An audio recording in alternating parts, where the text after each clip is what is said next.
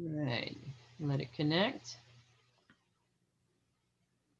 Hey there, this is Christina Simmons from Say Yes to Holiness. I'm so glad that you're able to join me this week for this wonderful conversation that I have with a great guest, Marek Rudak. And I am so excited for you all to hear about him and the work that he's doing, but particularly about his new book. But without further ado, Marek, where are you? And, just tell us a little bit about yourself, just the basic bio, if you would.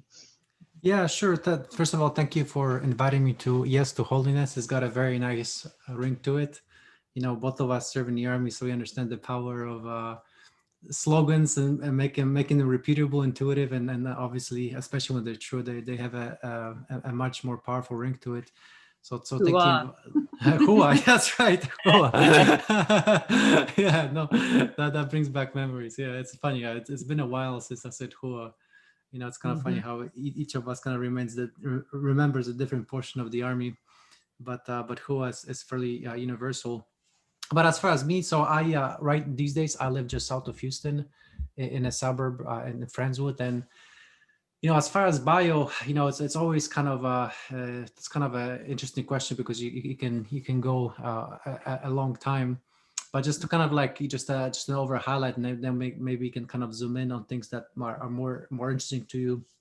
But long story short, I was born in Poland in 1980s. During communism, so I have a unique perspective of how it is to live under communism. Obviously, it was kind of the tail end. It wasn't the kind of the real like mean and kind of the terrorizing communists. But I do remember, for example, being in line with my grandma for things like sugar. We were never hungry, but things kind of like the nicer stuff, like the sugar or extra meat, you had to be in line for it. So I remember that as a kid growing up. And then what happened is, when I was 10, my dad passed away. And then when I was 13, my mom remarried. She moved to the United States. When I was 14, I joined her. I moved to San Francisco Bay Area. To me, to this day, I still believe that's the best weather in the world. I just love that area in terms of the weather. Every time I fly in there, as soon as I step out of the airplane, I just like this air, this kind of fresh ocean air hits me, and it's just amazing. So I definitely miss that, and I was definitely blessed growing up over there. Back then it wasn't as expensive and out of control as it is right now in terms of property values. And so I was definitely blessed. And I also went to a Catholic high school, so that was also a tremendous blessing. That really set me up very well academically. Later on, I went to West Point for college. That was another huge blessing. That's how I got into the army. I did 6 years of active duty. I went to Iraq and Afghanistan, and then when my time was up, after service academy, you have to do 5 years in the army. I did 6 years because of Afghanistan. I ended up at ExxonMobil for 10 years, and yeah, it was good. It was project management. Definitely got to learn a lot of things about project management. Get to travel a lot. I definitely kind of rode the high of oil and gas. Nowadays, oil and gas obviously is not the place to be. It's really rough. But back when I was there, it was definitely kind of the golden age of oil and gas for sure.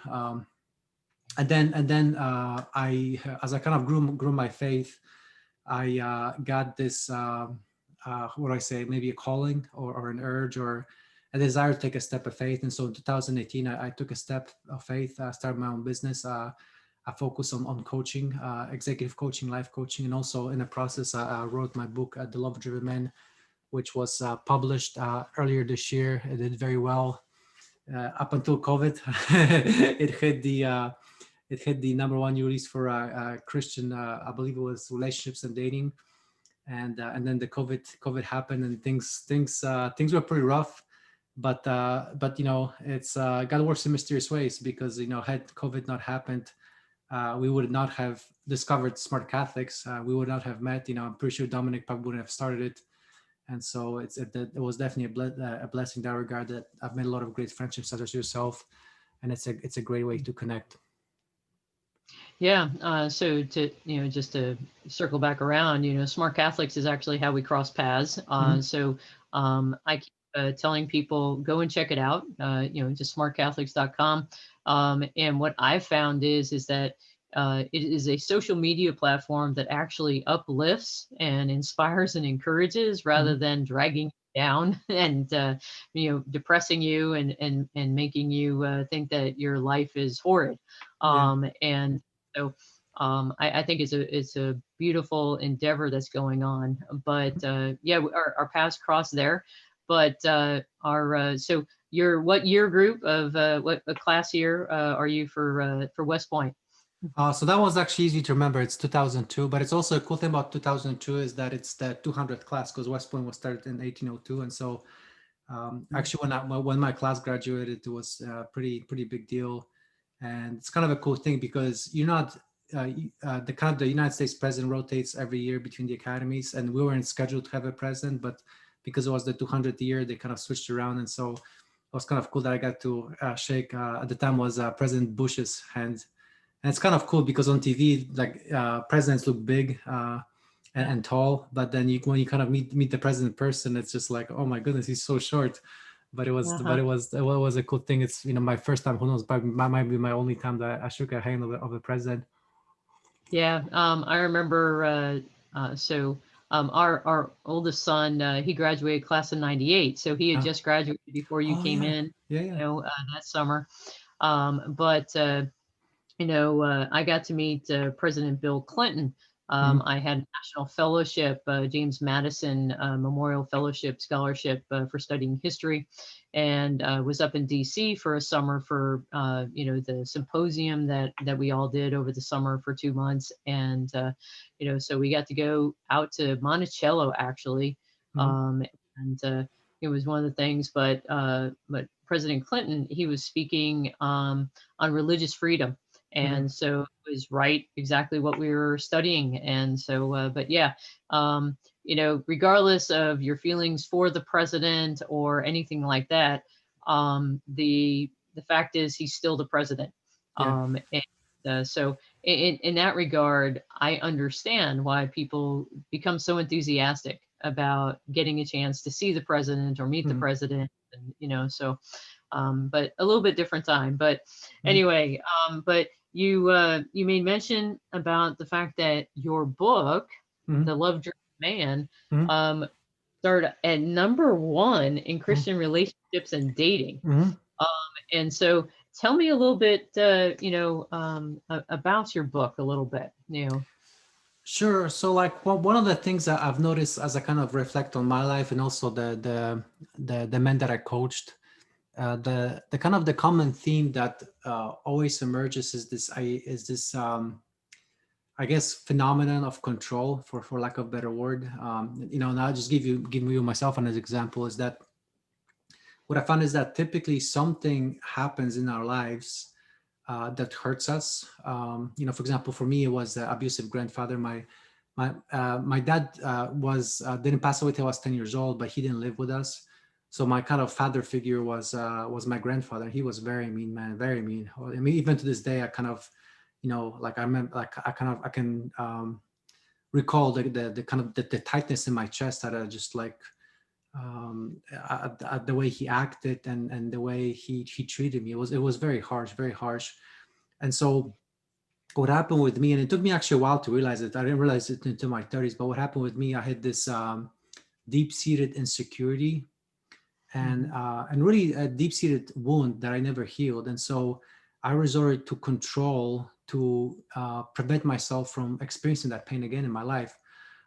And actually, one of the reasons why I joined the army, I mean, obviously I would have done it all over again, but if I'm like really being honest and look back why I joined the army, is I thought I was like, hey, if I wear a uniform, if I graduate from West Point, then I'll finally have the confidence on the outside that I never held on the inside. I remember like, especially as a teen watching these military movies, and typically when you see a movie, you always see the military guy always like in control in uniform, especially in the in the action movies. And I thought, man, I want to be just like that. And so to me, I thought by going to West Point and then being in the army, and especially I don't go in combat, then I'll finally gain something that I never had on the inside, which is confidence. And again, looking back, I would have done the same thing all over again.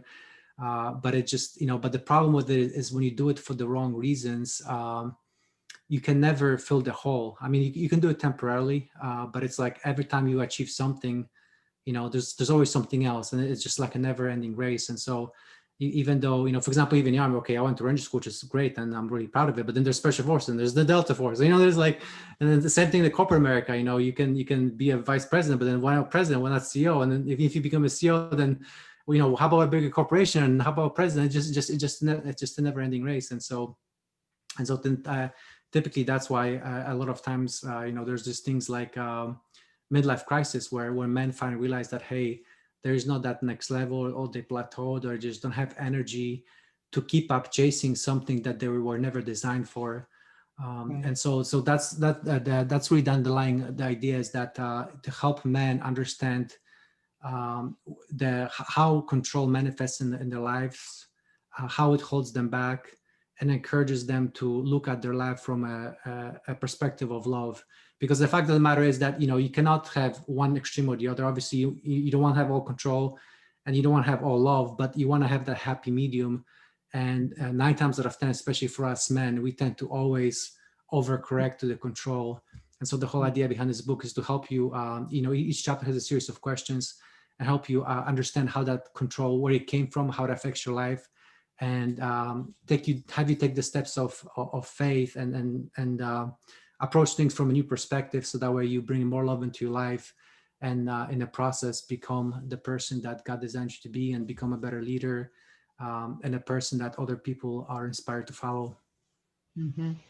Yeah. And, I find it fascinating that you used, the term wound. And I talk to people often about all of us have our woundedness. Mm-hmm. This is where we have those opportunities to encounter Christ most profoundly if we but allow it. And that's where Sure. Say Yes comes from, is exactly that. But you also said, the chasing, the brass ring, for, to use that term, never fills the hole. Mm-hmm. And that's something where I think so many people are trying to fill. I think it was Connor Flanagan in a talk where, and it was actually entitled "The God-Sized Hole," Mm-hmm. of where we're trying to fill this hole in our hearts that only God can fill. And we go about doing it in all sorts of different ways. And, so what I found, and especially like for myself, so, Sure. having been in the Army, and also being in a world of where women, quote, to be successful, you have to be like a guy, Mm-hmm. like you have to have these traits, that are very similar, very masculine traits. And many times it was a denying of your femininity. It's not that there aren't strong women, because, oh Mm-hmm. my gosh, there's, phenomenally strong women, but it doesn't mean that you have to deny your inner self. And so for me, I find it interesting, you came from Poland, and I know you never met St. John Paul II, Well, but actually, I didn't like meet him personally, but I did like I went like an audience, so I kind of saw him. Like might have touched him, okay, but yeah, okay. definitely did have a conversation here.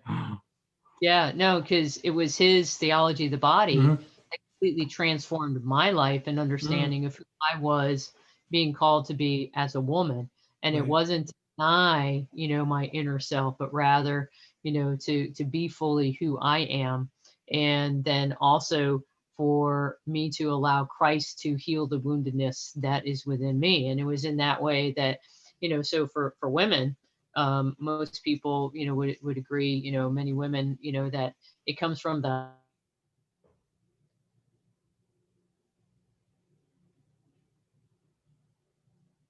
which is kind of similar to what you were. So, did I lose you for a second there? Yeah, you were saying Are that you good? it comes from something, and then you said it earlier for a second. Yeah, no. So many women, Mm-hmm. they deal with a lack of worthiness, Yeah. and you were sharing about the fact that, for you, it was that lack of confidence that you Mm-hmm. weren't enough, Sure. and all of us deal with that a little bit. But in your kind of what prompted you to write this though? Because you've got all these great life lessons, Mm-hmm. and you could have just gone about your own happy way, Mhm. And so, what prompted you to write to share this message? Well, it's interesting because I think everybody at some point feels a urge to or a call to write a book. And actually, when I first started writing it, well, actually, it's kind of funny because I started with one idea of the book, then I started with like a second one, and kind of went nowhere. And this was my kind of my third attempt. And Mhm. even with that one, it kind of there was a point in time where I was also about to quit. But because one of the things is that and I know you're an author too, so I don't know if you experience the same thing. Is that for example, me, I can write an article or a talk that for about 15 minutes or on a certain topic. It's not a big deal, but to actually write a book where everything jives together, that's hard. I mean, at least for me, it's hard because obviously you can write, but it's like to make it like actually cohesive and building on each other, and not just something to just to say something, and also something that's unique, because you don't really want to kind of regurgitate other ideas or just keep saying the same thing in a different way. That takes a lot. That takes a lot. And so for me, it was a challenge in a sense that I knew that clarity comes from like really wrestling with ideas, and I knew Mhm. I knew that as kind of like painful and not humiliating, but humbling it is to be able to have like because I'm a visual person. Like I see the images, but it's like to take those images and like put them on paper in a way that Mm. flows. It's a challenge, but yet I know that if I want to have a positive influence in the world, I need to spend that time and wrestle these ideas, because from that wrestling comes clarity. There's somebody who said, and I don't know exact quote, but I get the idea is that the fact that simplicity takes a lot of thought, and people who actually communicate clearly, it's a good indication that they really thought about their ideas. And so, and it started as kind of like your average I want to write a book, to okay, I have something to say, to man, it's like I can finish it. And it was a lot of ups and downs, and there was Mhm. a good number of switcheroos and pauses, but I got it done. And it's been definitely been a blessing, but also a humbling experience. Mhm. Yeah. So you made mention of the fact of as we're sharing something, what do you think is unique Mm, for what it is that you're sharing for mm, people? mhm. Sure. So I think what makes it unique is that it's very practical, because Mhm. I think that there's a lot of books out there which are good books, but it's theoretical. Like it kind of tells you, for example, theology of the body. I think you can relate that, and you can correct me if I'm wrong, because I'm not a huge expert on theology of the body. Like there's a lot of like books about the kind of the theology of the body, like the actual like theology, like the theoretical stuff. But Mhm. there's not like a lot, at least as I'm aware of, like how you actually do it. You know what I mean? Like Absolutely. for example, like Christopher West, obviously he's a wonderful speaker, and he definitely, he definitely knows the theology. But even him, like I've never actually like seen him like talk about like how he actually implements it.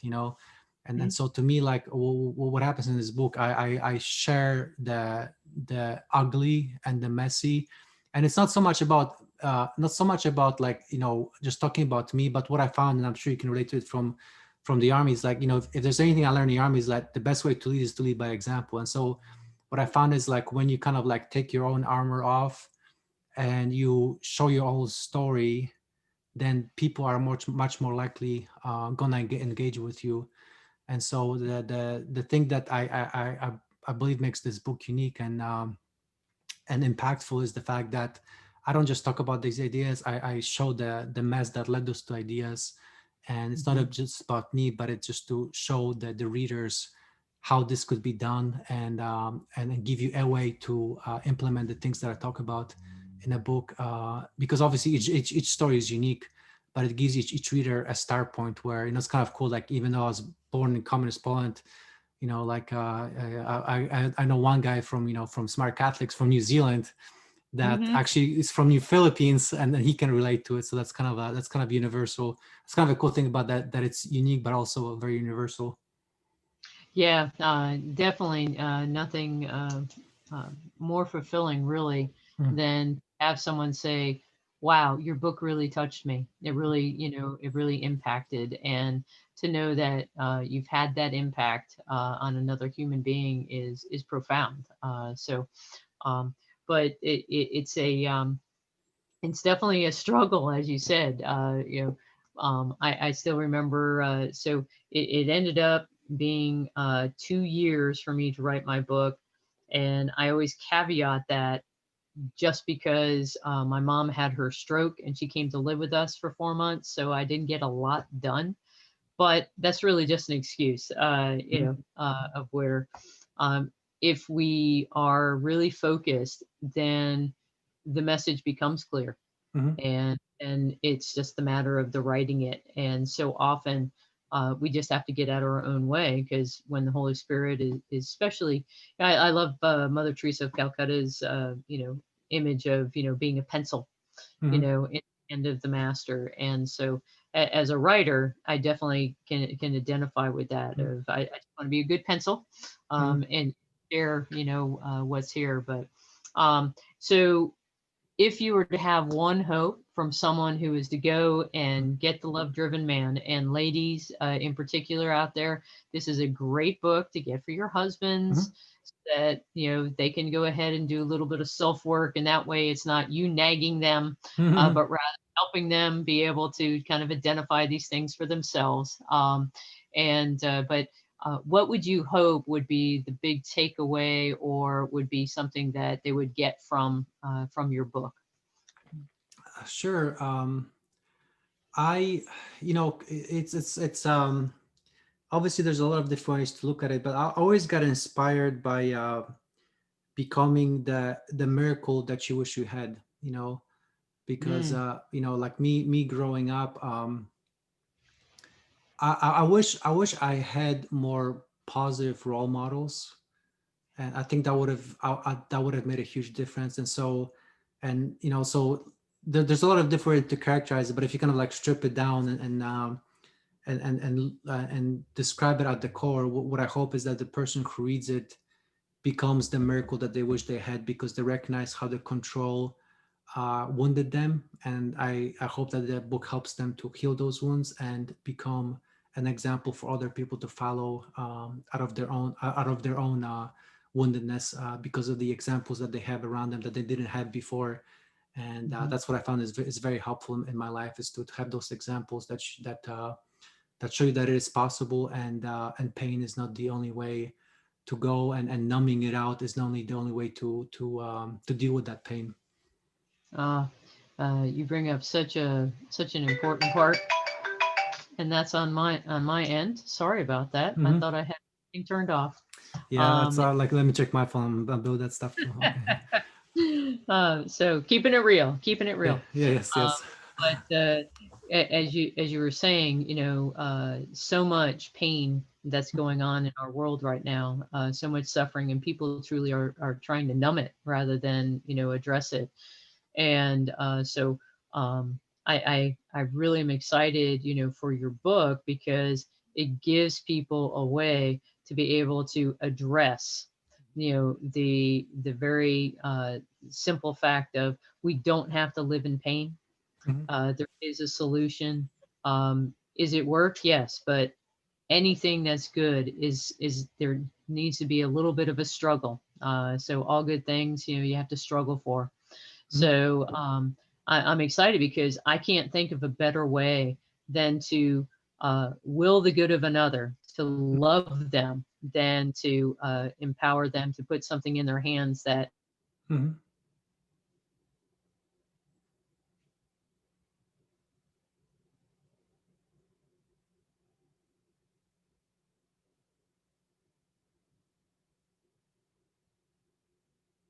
life that is you again. You still there, Marek? Yes, yes, yes. So you got cut out, but you're back. No, that's okay. Yeah. Uh, The nature of being in a small town in mm, Alabama. So mm, I was just sharing about the fact of I can't think of a better way than to mm, love another person, to will their good, than to put into their hands a tool, a resource that can mm, help them be able to address the wounds in their life, to take away that pain, and for mm, them to live a life of peace and joy. So Amen. I'm so pleased, glad that you wrote this book. I'm even more excited by the fact that the Holy Spirit had us cross paths, because Mhm. I see that we'll be crossing paths quite a bit in the future, especially through Smart Catholics. But any final any final words or message that you want to share? In particular, where can people track you down if they want to get in touch with you? Because I know you do some coaching as well. Sure, sure. So the best way to get a hold of me is through my website, which is Marek, which is my first name, rudak.com, marekrudak.com. On there, there's a link to my Calendly. If there's anything that you want to talk about or share with me, just sign up. It's free. You can do a quick 15-minute consultation, or not even a consultation. We can just kind of talk about what's on your heart. And then also, as far as the book itself, it's also it was a cool story. I actually found a veteran to narrate it. So it's also available on Audible as well. So it's available on Wonderful. Amazon as a paperback, Kindle version, and also on Audible, as well as Mm. the Apple audiobook. So it's like kind of one thing I found with some of the people I came across is that I'm a reader, and I assume that everybody likes to read on paper and write notes. But Mm. what I found is that there's a lot of people. Well, there's a significant number of people who prefer to listen, and also Yes. especially everybody's busy, so sometimes they like to listen on the commute. So that's also available for download on Audible or Apple audiobooks. Awesome. Well, wonderful. Mhm. And I'll make sure to put all of those Mhm. links in the show notes, and then also in the blog post, so people will be able to track you down and reach out to you. But definitely, everybody, go and get The Love Driven Man. Get a copy. If not for your own spouse or your older sons, but then definitely for a friend, and let's really get this message out there of how we do not have to live in pain, but rather we can uh, be healed of our woundedness, and then become, as you said, become the miracle that you had. And I love that. I absolutely love that. So. But thank you so much for your time, Marek. And I look forward to our paths crossing again. And thanks everybody to the Say Yes to Holiness audience for joining me and Marek during this conversation. And I look forward to talking to all of you again soon. In the interim, know of my prayers for you, and to continue to be able to do whatever it takes to be able to continue on the path towards holiness by doing and living and embracing the life that God has created you for, that life of purpose, peace, and abundance. God bless. That's Grace.